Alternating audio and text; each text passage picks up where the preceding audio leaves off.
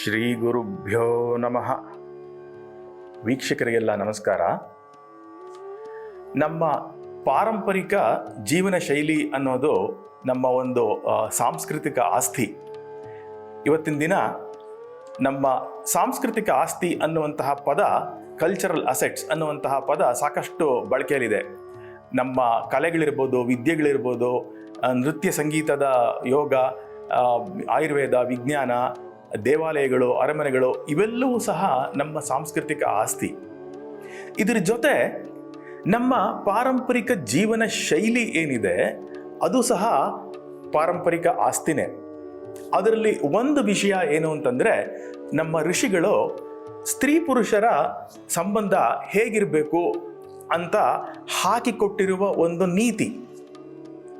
ಇವತ್ತಿನ ದಿನ ಏನಾಗಿದೆ ಅಂತಂದರೆ, ಸ್ಕೂಲು ಕಾಲೇಜಲ್ಲಿ ಓದ್ತಾ ಇರ್ತಾರೆ ಹುಡುಗರು ಹುಡುಗಿರು, ಒಂದು ಪರಸ್ಪರ ಲೈಂಗಿಕ ಆಕರ್ಷಣೆಗೆ ಒಳಗಾಗಿ ಪ್ರೀತಿ ಪ್ರೇಮ ಅನ್ನೋ ಹೆಸರಲ್ಲಿ ಒಂದು ಸಂಬಂಧವನ್ನು ಇಟ್ಕೊಳ್ಳೋಕ್ಕೆ ಆರಂಭ ಮಾಡಿದ್ದಾರೆ.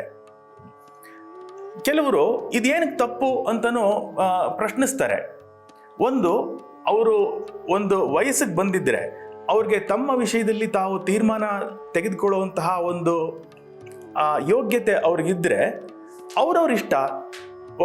ಇಬ್ಬರು ವ್ಯಕ್ತಿಗಳು, ಇಬ್ಬರು ಅಡಲ್ಟ್ಸು, ಅವ್ರಿಗೆ ಬೇಕಾದಂತಹ ನಿರ್ಣಯ ಅವರು ತಗೋತಾರೆ. ಅದೇನಕ್ಕೆ ತಪ್ಪು ಅಂತ ಕಾನೂನು ಸಹ ಅದನ್ನು ಪ್ರತಿಬಂಧ ಮಾಡೋದಿಲ್ಲ. ಇನ್ನು ಕೆಲವರು ಲಿಬರಲ್ಗಳು ಅಂತ ಇರ್ತಾರೆ. ಅವರು ನಮಗೆ ಬುದ್ಧಿ ಹೇಳ್ತಾರೆ, ಇದು ಸ್ತ್ರೀ ಪುರುಷರ ಪರಸ್ಪರ ಲೈಂಗಿಕ ಆಕರ್ಷಣೆ ಅನ್ನೋದು ನಿಸರ್ಗ ಸಹಜ, ಪ್ರಾಕೃತಿಕ, ನ್ಯಾಚುರಲ್ಲು, ಆದ್ದರಿಂದ ನೀವು ಅದನ್ನು ಅಡೆತಡೆ ಮಾಡಬಾರ್ದು ಅಂತ ಎಲ್ಲನೂ ನಮಗೆ ಬುದ್ಧಿ ಹೇಳ್ತಾರೆ. ಈಗ ಹಾಗಿದ್ರೆ ನಮ್ಮ ಸಾಂಸ್ಕೃತಿಕವಾಗಿ ಪಾರಂಪರಿಕವಾಗಿ ಬಂದಿರೋ ಜೀವನ ಶೈಲಿಯಲ್ಲಿ ನೋಡಿದ್ರೆ, ನಮ್ಮ ತಂದೆ ತಾತಂದ್ರ ಕಾಲದಲ್ಲಿ ವಿವಾಹ ಪೂರ್ವದಲ್ಲಿ ಹುಡುಗರು ಹುಡುಗಿರು ಮಾತಾಡೋದನ್ನೇ ತಡಿತಾ ಇದ್ರು. ಕೋ ಎಜುಕೇಷನ್ ಇರಲಿಲ್ಲ. ಆದರೂ ಸಹ ಅದು ಮುಂದುವರ್ಕೊಂಡು ಬಂದು ಈಗ ಕೋ ಎಜುಕೇಷನ್ ಇದೆ, ಪರಸ್ಪರ ಮಾತುಕತೆ ಆಡ್ಕೊಳ್ಳೋದು, ಅದು ಇದು ಎಲ್ಲನೂ ಇದೆ ಈಗ. ಆದರೂ ಸಹ ಇವತ್ತಿನ ದಿನಾನೂ ನಮ್ಮ ಒಂದು ಸಮಾಜದಲ್ಲಿ ಈ ತರಹ ವಿವಾಹ ಪೂರ್ವದಲ್ಲಿ ಸ್ತ್ರೀ ಪುರುಷರ ಒಂದು ಸಂಬಂಧವನ್ನು ಬೆಳೆಸೋದನ್ನ ಸ್ವಲ್ಪ ಒಂದು ಕಡಿಮೆ ಮಟ್ಟದಲ್ಲಿ ಅದನ್ನ ನೋಡ್ತಾರೆ. ಆ ಥರ ಮಾಡಬಾರ್ದು, ಅದು ತಪ್ಪು ಅಂತಾನೆ ಪರಿಗಣಿಸ್ತಾರೆ. ಈ ಎರಡು ನೋಟದಲ್ಲಿ ಯಾವುದು ಸರಿ? ಋಷಿಗಳು ಈ ಬಗ್ಗೆ ಏನು ನೋಟ ಕೊಟ್ಟಿದ್ದಾರೆ ಅಂತ ಒಂದು ಸ್ವಲ್ಪ ಗಮನಿಸ್ಬೇಕಿಲ್ಲಿ. ಈಗ ಲಿಬರಲ್ಗಳು ಹೇಳ್ತಾರಲ್ಲ, ಈ ಸ್ತ್ರೀ ಪುರುಷರ ಲೈಂಗಿಕ ಆಕರ್ಷಣೆ ನಿಸರ್ಗ ಸಹಜ, ಆದ್ರಿಂದ ಅದನ್ನ ತಡಿಬಾರದು ಅಂತ. ಈ ನಿಸರ್ಗ ಸಹಜ ಅನ್ನೋ ವಿಷಯನೇ ತೆಗೆದುಕೊಂಡು ಮುಂದುವರಿಸೋಣ. ಈಗ ಲೈಂಗಿಕ ಆಕರ್ಷಣೆ ನಿಸರ್ಗ ಸಹಜ, ಅದನ್ನ ಯಾರು ಇಲ್ಲ ಅಂತ ಹೇಳಿಲ್ಲ, ಋಷಿಗಳು ಅದನ್ನ ಇಲ್ಲ ಅಂತ ಹೇಳಿಲ್ಲ. ಆದರೆ ಅದೊಂದೇ ವಿಷಯನ ನಿಸರ್ಗ ಸಹಜ, ಅಥವಾ ಅದರ ಜೊತೆಗೆ ಇನ್ನೂ ಬೇರೆ ಕೆಲವು ವಿಷಯಗಳು ಸಹ ನಿಸರ್ಗ ಸಹಜವಾಗಿ ಇದೆಯೇ ಅಂತ ಪ್ರಶ್ನೆ ಬರುತ್ತೆ. ಇಲ್ಲಿ ಇದನ್ನ ಒಂದೊಂದಾಗಿ ಗಮನಿಸ್ತಾ ಹೋಗೋಣ. ಇಲ್ಲಿ ಬರುವ ಇನ್ನೊಂದು ನಿಸರ್ಗ ಸಹಜವಾದ ವಿಷಯ ಅಂತಂದ್ರೆ, ಆ ಸ್ತ್ರೀ ಪುರುಷರಲ್ಲಿ ಮೂಡುವ ಒಂದು ಪರಸ್ಪರ ಅನುರಾಗ ಅಥವಾ ಒಂದು ಮನಸ್ಸಿನ ಅಂಟು. ಈ ಮನಸ್ಸಿನ ಅಂಟು ಅಥವಾ ಅನುರಾಗ ಅನ್ನೋದು ಏನ್ ಮಾಡುತ್ತೆ, ಅದು ಇಬ್ಬರು ವ್ಯಕ್ತಿಗಳನ್ನ ಬೆಸೆಯುತ್ತೆ.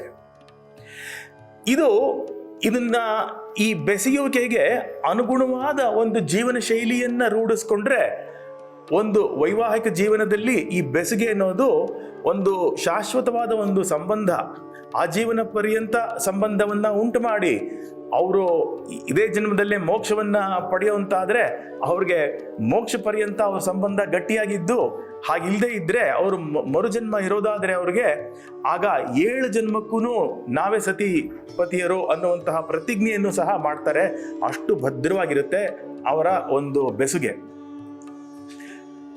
ಹೀಗಿದ್ದಾಗ ಏನಾಗುತ್ತೆ, ಆ ಪತಿ ಪತ್ನಿಯರಲ್ಲಿರುವ ಅನುರಾಗ ಒಂದು ಅವರ ಸಂತಾನದಲ್ಲಿ ಮತ್ತೆ ಅವರ ಕುಟುಂಬದಲ್ಲಿ ಒಂದು ಸುಖ, ಶಾಂತಿ, ನೆಮ್ಮದಿ ಎಲ್ಲವೂ ನೆಲೆಸೋದಕ್ಕೆ ಕಾರಣವಾಗಿ ಅವರವರ ಜೀವನದ ಏಳ್ಗೆಗೆ ಏನು ಮಾಡಬೇಕು ಅದ್ರ ಕಡೆಗೆ ಗಮನ ಹರಿಸಬಹುದು. ಆದರೆ ಇದೇ ವಿವಾಹ ಪೂರ್ವ ಸಂಬಂಧದಲ್ಲಿ ಈ ಥರ ಅದರಲ್ಲೂ ಒಂದು ಪಾಶ್ಚಿಮಾತ್ಯ ದೇಶಗಳ ಒಂದು ರೂಢಿಯನ್ನು ತೆಗೆದುಕೊಳ್ಳೋದಾದರೆ ಡೇಟಿಂಗ್ ಅಂತ ಮಾಡೋದು, ಅದರಲ್ಲಿ ಒಂದು 4 ದಿನ ಅಂತಂದರೆ 4 ದಿನ ಎಣಸಿ ಅಂತಲ್ಲ, 1 ವರ್ಷವೋ 2 ವರ್ಷವೋ ಎಷ್ಟಾದರೂ ಸರಿ, ಅದು ಒಂದು ಇಬ್ಬರು ಜೊತೆಯಾಗಿರೋದು. ಆಮೇಲೆ ಏನೋ ಕಾರಣಕ್ಕೆ ಮನಸ್ತಾಪ ಬರುತ್ತೆ, ಆವಾಗ ಅವ್ರ ಸಂಬಂಧ ಮುರಿದು ಬೀಳೋದು. ಹೀಗೆ ಅವರು ವಿವಾಹ ಪೂರ್ವದಲ್ಲೇನೆ 2-3 ಬಾರಿ ಹೀಗೆ ಅವರು ಮನಸ್ಸು ಅಂಟ್ಕೊಳ್ಳುತ್ತೆ ಯಾರಿಗಾದರೂ, ಆಮೇಲೆ ಮುರಿದು ಬೀಳುತ್ತೆ, ಅಂಟ್ಕೊಳ್ಳುತ್ತೆ, ಮುರಿದು ಬೀಳುತ್ತೆ. ಹೀಗೆ ಅಭ್ಯಾಸ ಆಗೋದ್ರೆ ಮನಸ್ಸಿಗೆ ಪೂರ್ತಿಯಾಗಿ ಒಂದು ಕಡೆಗೆ ಬೈಂಡ್ ಆಗುವಂತಹ ಒಂದು ಅನುರಾಗದಿಂದ ಜೋಡಿಸಲ್ಪಡುವ ಒಂದು ಸ್ವಭಾವವೇ ಹೊರಟೋಗುತ್ತೆ. ಹೀಗಾಗಿ at the drop of a hat, at the drop of a pin ಅಂತ ಹೇಳ್ತಾರಲ್ಲ, ಹಾಗೆ ಏನೋ ಒಂದು ಸಣ್ಣ ಕಾರಣ ಸಿಗ್ತಾ ವಿವಾಹ ವಿಚ್ಛೇದನ ಮಾಡ್ಕೋ. ಈ ರೀತಿಯಾದ ಒಂದು ಟ್ರೆಂಡು ಮನಸ್ಸಿನಲ್ಲಿ ಸಹಜವಾಗಿ ಬಂದ್ಬಿಡುತ್ತೆ. ಇದು ಸಹ ನೈಸರ್ಗಿಕವೇ. ಮನಸ್ಸಿನ ಲೈಂಗಿಕ ಆಕರ್ಷಣೆಯಿಂದಾಗಿ ಸ್ತ್ರೀ ಪುರುಷರಲ್ಲಿ ಮೂಡುವಂತಹ ಪರಸ್ಪರ ಅನುರಾಗವೂ ನೈಸರ್ಗಿಕ. ಆ ಅನುರಾಗ ನಾವು ಯಾವ ರೀತಿ ಇಟ್ಕೋತೀವಿ, ಅದು ಶಾಶ್ವತವಾಗಿಯೂ ಇಟ್ಕೋಬಹುದು, ಅದು ನೈಸರ್ಗಿಕ. ಹೀಗೆ ಇಲ್ಲ ಅದನ್ನು ತಪ್ಪಾಗಿ ತೆಗೆದುಕೊಂಡಾಗ ಹೋದಾಗ ಮನಸ್ಸು ಮುರಿದು ಬಿದ್ದು ಅಲ್ಲಿ ಒಂದು ದುಃಖ, ಭಂಗ ಎಲ್ಲವೂ ಉಂಟಾಗುತ್ತೆ, ಅದು ಸಹ ನೈಸರ್ಗಿಕವೇ.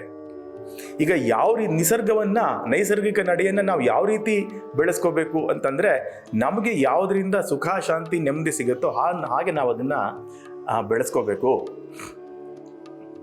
ಈ ರೀತಿಯಾದ ಒಂದು ಸ್ವಚ್ಛಂದ ಪ್ರವೃತ್ತಿಯಿಂದ ಇವತ್ತೇನಾಗಿದೆ ಅಂತಂದರೆ, ಒಂದು ಸ್ವಲ್ಪ ತಮಾಷೆಯಾಗಿ ಹೇಳ್ತಾರೆ, ಆದರೂ ಅದು ಸಹ ನಿಜ. ಅಮೆರಿಕಾನಲ್ಲಿ ಒಬ್ಬರು ದಂಪತಿಗಳು ಮಾತಾಡ್ಕೋತಾ ಇದ್ರಂತೆ. ಅವ್ರ ಮನೆ ಒಳಗಡೆ ಕೂತಿದ್ದಾರೆ, ಕಿಟಕಿಯಿಂದ ಆಚೆ ಅವ್ರ ತೋಟದಲ್ಲಿ ಮಕ್ಕಳುಗಳು ಆಟ ಆಡ್ಕೋತಾ ಇದ್ದಾರೆ. ಗಂಡ ಹೇಳಿದಂತೆ ಹೆಂಡತಿಗೆ, dear, look how my children and your children are playing with our children ಅಂತ. ಅಂದರೆ ಇವನ ಪೂರ್ವ ವಿವಾಹದಿಂದ ಬಂದಂಥ ಮಕ್ಕಳಿದೆ, ಆಕೆಯ ಪೂರ್ವ ವಿವಾಹದಿಂದ ಬಂದಂಥ ಮಕ್ಕಳಿದೆ, ಮತ್ತು ಈಗ ಇವರಿಬ್ಬರ ವಿವಾಹದಿಂದ ಬಂದಂಥ ಮಕ್ಕಳಿದೆ. ಇವರು ಎಲ್ಲರೂ ಆಟ ಆಡ್ಕೋತಾ ಇದ್ದಾರೆ ಅಂತ ಅವರು ಮಾತಾಡ್ಕೋತಾ ಇದ್ದಾರೆ. ಹೀಗೆ ಇವನ ಮಕ್ಕಳಿಗೆ ಎಷ್ಟು ಅಂಟು ಬೆಳೆಯುತ್ತೆ ಎರಡನೇ ಹೆಂಡತಿ ಜೊತೆ, ಅಥವಾ ಆಕೆ ಮಕ್ಕಳಿಗೆ ಇವನ ಜೊತೆಗೆ ಎಷ್ಟು ಅಂಟು ಬೆಳೆಯುತ್ತೆ, ಎಷ್ಟು ತಾಯ್ತನ ತಂದೆತನಗಳನ್ನು ಅವರು ಕೊಡಬಲ್ಲರು. ಹೀಗಾಗಿ ಅಲ್ಲಿ ಯಾವುದೋ ಒಂದು ಮಾನಸಿಕವಾದ ಪೋಷಣೆ ಏನಿದೆ ಅದೆಲ್ಲದಕ್ಕೂ ಅವರಲ್ಲಿ ಕೊರತೆ ಉಂಟಾಗಿ ಇವತ್ತು ಅಮೆರಿಕ ದೇಶದಲ್ಲಿ ಬಹಳ ದೊಡ್ಡ ಮಟ್ಟದಲ್ಲಿ ಡಿಪ್ರೆಷನ್, ಮೆಲಾಂಕೋಲಿ ಇವೆಲ್ಲ ಬೆಳೀತಾ ಇದೆ. ಹೀಗೆ ಆ ಸ್ತ್ರೀ ಪುರುಷರ ಅನುರಾಗ ಬೆಸುಗೆ ಅದು ಶಾಶ್ವತವಾಗಿ ಇಲ್ಲದೇನೆ ಮನಸ್ಸಿಗೆ ಮುರಿದು ಬೀಳೋ ತರಹ ಆಯಿತು ಅಂತಂದರೆ, ಅದು ಸಮಾಜದಲ್ಲಿ ಒಂದು ದೊಡ್ಡ ಮಟ್ಟದಲ್ಲಿ ಒಂದು ದುರಂತವನ್ನೇ ಸೃಷ್ಟಿಸಬಲ್ಲದು. ಅಂತಹ ಒಂದು ದೊಡ್ಡ ತಪ್ಪು ಅದು. ಹೀಗೆ ಒಂದು ವಿವಾಹ ಪೂರ್ವ ಸಂಬಂಧದಲ್ಲಿ ಆ ಬೆಸುಗೆ ಶಾಶ್ವತವಾಗಲಿಲ್ಲ ಅಂತಂದರೆ ಅದರಿಂದ ಕಷ್ಟ ಅನ್ನೋದು ಒಂದು ವಿಷಯ ಆಯಿತು. ಹೀಗೇನೆ ಆ ಲೈಂಗಿಕ ಆಕರ್ಷಣೆ ಜೊತೆ ನಿಸರ್ಗ ಸಹಜವಾಗಿಯೇ ಬರುವಂತಹ ಇನ್ನೊಂದು ವಿಷಯ ಏನು ಅಂತ ನೋಡೋಣ. ಅದು ಮಕ್ಕಳು. ಒಂದು ಸ್ತ್ರೀ ಪುರುಷ ಸಂಭೋಗದಿಂದ ಮಕ್ಕಳು ಉಂಟಾಗ್ತಾರೆ. ಇದು ಸಹ ನೈಸರ್ಗಿಕ ತಾನೆ. ಯಾವಾಗ ಒಂದು ಸ್ತ್ರೀ ಪುರುಷ ಸಂಬಂಧ ಬೆಳಿಬೇಕು, ಅದು ಹೇಗಿರಬೇಕು ಅಂತಂದರೆ, ಅದರಿಂದ ಮುಂದೆ ಬರುವಂತಹ ಮಕ್ಕಳನ್ನ ಸ್ವಾಗತಿಸೋ ರೀತಿಯಲ್ಲಿರಬೇಕು. ಆ ಮಕ್ಕಳನ್ನ ಬೆಳೆಸುವಂತಹ ಜವಾಬ್ದಾರಿನಲ್ಲಿ ಪರಿಶ್ರಮ ಇರುತ್ತೆ. ಆ ಪರಿಶ್ರಮವನ್ನು ಸ್ವಾಗತಿಸಿ ಅದರಿಂದ ಸಂತೋಷ ಪಡುವಂತಹ ಒಂದು ಮನಸ್ಸಿದ್ದತೆ ಇರಬೇಕು. ಆಗ ಈ ರೀತಿಯಾದ ಇದು ಸ್ತ್ರೀ ಪುರುಷ ಸಂಬಂಧ ಇದ್ದಾಗ ಜೀವನ ಹಸನಾಗಿರುತ್ತೆ. ಈಗ ಮಕ್ಕಳು ಬಂತು ಅಂತಂದರೆ, ಮಕ್ಕಳನ್ನ ಬೆಳೆಸಬೇಕು ಅಂತಂದರೆ ದುಡ್ಡು ಸಂಪಾದನೆ ಆಗಬೇಕು, ಒಂದು ಮನೆ ಮಾಡಬೇಕು, ದಿನ ಬೆಳಗಾದರೆ ಅಡುಗೆ ತಿಂಡಿ ಮಾಡಬೇಕು. ಹೀಗೆಲ್ಲ ಒಂದು ಕೌಟುಂಬಿಕ ವ್ಯವಸ್ಥೆನೇ ಇರಬೇಕಾಗತ್ತೆ. ಈ ರೀತಿಯಾದ ಒಂದು ಕೌಟುಂಬಿಕ ವ್ಯವಸ್ಥೆ ಮತ್ತು ಜವಾಬ್ದಾರಿ ಇರಬೇಕಾದ್ರೆ ಅದರಲ್ಲಿ ಒಂದು ಸಂತೋಷ ಇರಬೇಕು. ಈ ಎಲ್ಲನೂ ನಾನು ಜವಾಬ್ದಾರಿ ತಗೊಳ್ಳೋಕ್ಕೆ ನಾನು ಸಿದ್ಧನಿದ್ದೇನೆ ಅನ್ನುವಂತಹ ಒಂದು ಮನಸ್ಥಿತಿ ಇದ್ದರೆ ಆಗ ಎಲ್ಲವೂ ಸಂತೋಷ. ಮಗು ಹಠ ಮಾಡುತ್ತಾ, ಕಿರ್ಚುತ್ತಾ, ಮಗುನ ಸಮಾಧಾನ ಮಾಡಬೇಕಾ, ಇಲ್ಲ ಅಂಗಡಿ ಹೊರಗಡೆ ಹೋಗ್ಬಿಟ್ಟು ಒಂದು ಅಂಗಡಿಯಿಂದ ಸಾಮಾನು ತರಬೇಕಾ, ಇವೆಲ್ಲವೂ ಸಂತೋಷವೇ. ಆದರೆ ಮನಸ್ಸು ಇದು ಯಾವುದಕ್ಕೂ ಸಿದ್ಧವಿಲ್ಲದೆ ಇದ್ದಾಗ, ಅಂದರೆ ವಿವಾಹ ಪೂರ್ವದಲ್ಲೇ ಎಲ್ಲನೂ ನಾವು ಮಾಡ್ತೀವಿ ಅಂತ ಹೊರಟಾಗ ಈ ಜವಾಬ್ದಾರಿ ಮತ್ತು ಈ ಕೌಟುಂಬಿಕ ವ್ಯವಸ್ಥೆ ಎಲ್ಲವೂ ಒಂದು ಹೊರೆ ಅನಿಸುತ್ತೆ. ಆವಾಗ ಒಂದೊಂದು ವಿಷಯನೂ ಭಾರವೇ ಅಲ್ವಾ. ಹೀಗಾಗಿ ನಾವು ಈ ಒಂದು ಸ್ತ್ರೀ ಪುರುಷ ಸಂಬಂಧ ನೈಸರ್ಗಿಕ ಅಂತ ಹೇಳೋದರ ಜೊತೆಗೆ ಅದರ ಜೊತೆಗೆ ಬರುವಂತಹ ಎಲ್ಲ ಅಂಶಗಳನ್ನು ಸೇರಿಸ್ಕೊಂಡು, ನೈಸರ್ಗಿಕ ಅಂಶಗಳನ್ನು ಸೇರಿಸ್ಕೊಂಡು ಒಂದು ಒಟ್ಟಾರೆ ನೋಟದಲ್ಲಿ ಎಲ್ಲವನ್ನೂ ಸ್ವಾಗತಿಸೋದಕ್ಕೆ ಸಿದ್ಧರಾಗಿ ನಾವು ಒಂದು ಸ್ತ್ರೀ ಪುರುಷ ಸಂಬಂಧ ಬೆಳೆಸೋದಕ್ಕೆ ಹೊರಡ್ತೀವಿ ಅಂತಂದ್ರೆ ಅದೇ ವೈವಾಹಿಕ ಸಂಬಂಧ. ಹೀಗಾಗಿ ಆ ವಿವಾಹದಲ್ಲಿ ಒಂದು ಪರಸ್ಪರ ಒಂದು ಒಪ್ಪಂದವನ್ನ ಮಾಡಿಕೊಂಡು, ಅದರಲ್ಲೂ ಮಹರ್ಷಿಗಳ ಸಂಸ್ಕೃತಿನಲ್ಲಿ ಧರ್ಮಾರ್ಥ ಮೋಕ್ಷ ಕಾಮ ಮೋಕ್ಷಗಳೆಂಬ ಚತುರ್ವಿಧ ಪುರುಷಾರ್ಥಗಳ ಸಾಧನೆಗಾಗಿ ನಾವು ವಿವಾಹ ಮಾಡ್ಕೋತಾ ಇದ್ದೀವಿ ಅಂತ ಒಂದು ಪ್ರತಿಜ್ಞೆಯನ್ನ ಮಾಡಿ, ಅದರಲ್ಲಿ ಪುರುಷನಾದವನು ಧರ್ಮೇಚ ಅರ್ಥೇಚ ಕಾಮೇಚ ನಾತಿಚರಾಮಿ ಎಂಬುದಾಗಿ ಒಂದು ಪ್ರತಿಜ್ಞೆಯನ್ನು ಮಾಡಿ ಅವರು ನಂತರ ವೈವಾಹಿಕ ಜೀವನಕ್ಕೆ ಕಾಲಿಟ್ಟು ಅಲ್ಲಿ ಸ್ತ್ರೀ ಪುರುಷ ಸಂಬಂಧ, ಲೈಂಗಿಕ ಸಂಬಂಧವೂ ಇರುತ್ತೆ, ಅದರ ಜೊತೆಗೆ ಅವರ ಅನುರಾಗವೂ ಇರುತ್ತೆ. ಅದರಿಂದ ಒಂದು ಅವರು ಕೌಟುಂಬಿಕ ವ್ಯವಸ್ಥೆಯನ್ನ ಮಾಡ್ಕೋತಾರೆ. ಅದರಲ್ಲಿ ಬರುವಂತಹ ಕಷ್ಟ ನಷ್ಟಗಳನ್ನು ಅನುಭವಿಸೋದಕ್ಕೆ ಸಿದ್ಧವಾಗಿರ್ತಾರೆ. ಅದರಲ್ಲಿ ಬರುವಂತಹ ಪರಿಶ್ರಮವನ್ನು ಪಡೋದಕ್ಕೂ ಅವರು ಸಿದ್ಧವಾಗಿರ್ತಾರೆ. ಹೀಗೆ ಇಂತಹ ಒಂದು ವ್ಯವಸ್ಥೆಯನ್ನ ಮಹರ್ಷಿಗಳು ಎತ್ತಿ ಹಿಡಿದಿದ್ದಾರೆ. ಇಷ್ಟಲ್ಲದೆ ಇದರ ಹಿಂದೆ ಒಂದು ಧಾರ್ಮಿಕ ನೋಟವೂ ಉಂಟು. ಈ ಸಂತಾನ ಪಾಲನೆ ಪೋಷಣೆಯಿಂದಾಗಿ ನಮ್ಮ ಒಂದು ಪಿತೃಋಣ ಅನ್ನೋದು ತೀರುತ್ತೆ ಅಂತ ಹೇಳ್ತಾರೆ. ಪ್ರತಿಯೊಬ್ಬ ಮನುಷ್ಯನಿಗೂ 3 ಋಣಗಳು ಅಂದರೆ ಸಾಲಗಳಿರುತ್ತೆ. ದೇವಋಣ, ಪಿತೃಋಣ, ಋಷಿಋಣ ಅಂತ. ಅದರಲ್ಲಿ ಆ ಪಿತೃಋಣ ಅನ್ನೋದು ಯಾಕೆ ಬಂದಿರುತ್ತೆ ಅಂತಂದ್ರೆ, ಭಗವಂತ ಸೃಷ್ಟಿನಲ್ಲೇನೆ ದಕ್ಷ ಪ್ರಜಾಪತಿ ಅನ್ನುವ ಒಬ್ಬ ಪ್ರಜಾಪತಿ ಈ ಒಂದು ಸಾಂಸರ್ಗಿಕಿ ಸೃಷ್ಟಿ ಅಂತಂದ್ರೆ ಪ್ರಾಣಿಗಳ, ಮನುಷ್ಯನು ಸಹ ಒಂದು ಪ್ರಾಣ ಇರೋದ್ರಿಂದ ಪ್ರಾಣಿಗಳ ಲೈಂಗಿಕ ಸಂಬಂಧದಿಂದ ಒಂದು ಸೃಷ್ಟಿ ಅನ್ನೋದು ಮುಂದುವರಿಬೇಕು ಅನ್ನುವಂತಹ ವ್ಯವಸ್ಥೆಯನ್ನ ದಕ್ಷ ಪ್ರಜಾಪತಿಯೇ ಅಳವಡಿಸಿ ಈ ಸೃಷ್ಟಿ ವಿಸ್ತಾರ ಆಗೋದಕ್ಕೆ ಕಾರಣ ಆಗಿದ್ದಾನೆ. ಹೀಗಾಗಿನೇ ಆತ ನಾವು ಇವತ್ತು ಈ ರೀತಿಯಾದಂತಹ ಒಂದು ವ್ಯವಸ್ಥೆಯಲ್ಲಿ ಮುಂದುವರಿತಾ ಇದ್ದೀವಿ.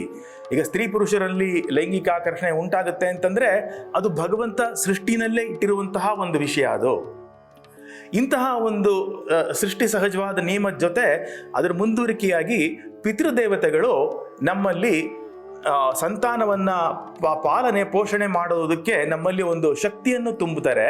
ಹೀಗಾಗಿ ನಮಗೆ ನಮ್ಮ ತಂದೆ ತಾಯಿಗಳು, ಅವ್ರಿಗೆ ಅವ್ರ ತಂದೆ ತಾಯಿಗಳು, ಅವ್ರಿಗೆ ಅವ್ರ ತಂದೆ ತಾಯಿಗಳು, ಹೀಗೆ ಆ ಭಗವಂತನ ಒಂದು ಕೊಟ್ಟಿರುವಂತಹ ಒಂದು ಶಕ್ತಿಯಿಂದ ನಾವು ಬೆಳೆದಿದ್ದೀವಿ. ಅದನ್ನ ಮುಂದುವರಿಸಿ ಅದನ್ನ ನಮ್ಮ ಮಕ್ಕಳನ್ನ ಪಡೆದು ಅವ್ರನ್ನ ಬೆಳೆಸಿದ್ರೆ ಭಗವಂತನ ಆಶಯಕ್ಕೆ ಅನುಗುಣವಾಗಿ ನಾವು ಸೃಷ್ಟಿಯನ್ನು ಮುಂದುವರಿಸಿದ ಹಾಗಾಗುತ್ತೆ. ಮತ್ತೆ ಪಿತೃದೇವತೆಗಳು ನಮಗೇನೊಂದು ಶಕ್ತಿಯನ್ನು ಅನುಗ್ರಹ ಮಾಡಿದ್ದಾರೆ, ಅದನ್ನ ಸದ್ವಿನಿಯೋಗ ಮಾಡಿಕೊಂಡು ನಾವು ಸಂತಾನವನ್ನು ಮುಂದೆ ಬೆಳೆಸೋದಕ್ಕೂ ಆಗುತ್ತೆ. ಹೀಗೆ ಅದು ಒಂದು ಧಾರ್ಮಿಕವಾಗಿಯೂ ನಮ್ಮ ಜೀವನ ಒಳ್ಳೆ ರೀತಿಯಲ್ಲಿ, ಧಾರ್ಮಿಕವಾದ ರೀತಿಯಲ್ಲಿ ಮುಂದುವರಿಯುತ್ತೆ. ಅಷ್ಟೇ ಅಲ್ಲ, ಇದನ್ನೇ ಇನ್ನೊಂದು ರೀತಿಯಲ್ಲಿ ಶ್ರೀರಂಗ ಮಹಾಗುರುಗಳು ಸುಂದರವಾಗಿ ಹೇಳಿದ್ದಾರೆ.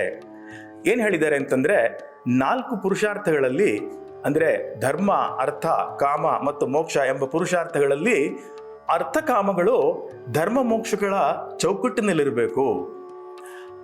ಅರ್ಥಕಾಮಗಳು ತುಂಟ ಹಸುವಿನಂತೆಪ್ಪ, ಹಾಗೆ ಅದರಲ್ಲಿ ಹಾಲು ಕರಿಯಕ್ಕೆ ಹೋದರೆ ಒದ್ದು ಬಿಡುತ್ತವೆ. ಅದ್ರ 2 ಹಿಂದಿನ ಕಾಲುಗಳನ್ನ ಒಂದನ್ನ ಧರ್ಮ ಇನ್ನೊಂದನ್ನ ಮೋಕ್ಷ ಅನ್ನೋ ಕಂಬಕ್ಕೆ ಕಟ್ಟಿ ಹಾಲು ಕರೆದ್ರೆ ಆಗ ಅವು ಸಹ ಅಮೃತವನ್ನೇ ಕರೆಯುತ್ತವೆ ಅಂತ ಹೇಳಿ, ಈ ಋಷಿಗಳು ತಂದಿರೋ ಒಂದು ಕ್ರಮದಲ್ಲಿ ನಾವು ಜೀವನ ಮಾಡಿದಾಗ ಈ ಧರ್ಮ ಮೋಕ್ಷಗಳ ಚೌಕಟ್ಟಿನಲ್ಲಿ ಅರ್ಥಕಾಮವನ್ನು ಅನುಭವಿಸುವಂತಹ ಒಂದು ಗೃಹಸ್ಥ ಜೀವನವನ್ನು ನಡೆಸಬಹುದು. ಅಂತಹ ಒಂದು ಜೀವನ ನಡೆಸಿ ನಾವು ಒಂದು ಮೋಕ್ಷಕ್ಕೆ ಪಾತ್ರರಾಗೋಣ ಅಂತ ನೆನೆಸ್ಕೋತಾ ಈ ಪ್ರವಚನವನ್ನು ಮಂಗಳ ಮಾಡ್ತೇನೆ. ಕೃಷ್ಣಾರ್ಪಣಮಸ್ತು.